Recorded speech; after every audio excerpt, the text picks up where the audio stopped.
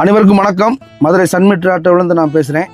இன்றைக்கி நிறைய பேர் ஃபோன் மூலமாகவும் மெசேஜ் மூலமாகவும் கேட்குறீங்க, ஏப்பா மதுரைக்குள்ளே ஜனங்களுக்கு ஆட்டோ தேவைன்னா கூப்பிட போகிறாங்க, நீங்கள் போக போகிறீங்க, இதில் எதுக்குப்பா சன்மிட் ஆட்டோவில் சன்மிட் ஆட்டோவில் ஏறுன்னு எதுக்குப்பா விளம்பரமாக போடுறீங்க, ஆட்டோவுக்குள்ளே எதுக்குப்பா விளம்பரம்னு கேட்குறீங்க. இங்கே நல்ல விஷயத்த சொல்லவே விளம்பரம் தேவைப்படுதுங்க. விளம்பரமாக போட்டால் தாங்க 4 பேருக்கு தெரியுது, 4 ஜனங்க வர்றாங்க, பாதுகாப்பாக போகிறாங்க. இன்றைக்கி ஒரு குடும்பத்துலேருந்து வர்றாங்க, ஒரு கோயிலுக்கு போவாங்க, ஒரு விசேஷத்துக்கு போவாங்க, ஒரு நல்லது கட்டத்துக்கு போவாங்க, ஒரு முக்கியமான சொல்லியாக போவாங்க. அவங்கள பாதுகாப்பாக கொண்டு போய் விடுறது எங்களோட கடமைங்க. இன்றைக்கி மதுரைக்குள்ளே சன்மிட் குடும்பம் உருவானதுக்கு காரணமே மதுரை மக்களை பாதுகாப்பாக கொண்டு போய் விடணும் தாங்க. நல்ல விஷயத்தை சொல்கிறதுக்கு எப்படி சொன்னால் என்னங்க, இன்றைக்கி மதுரை சன்மிட் ஆட்டோவில் நாங்கள் யாரும் குடிச்சிட்டு ஆட்டோ ஓட்டுறதில்லை.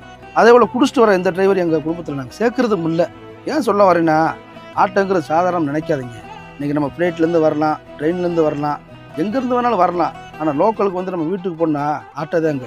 அது நம்ம மதுரை சன்மிட் ஆட்டோ தாங்க. மக்களை பாதுகாப்பாக வச்சுக்கிறதுல எங்களை அடிச்சுக்கிறதுக்கு மதுரைக்குள்ள ஆளே கிடையாது.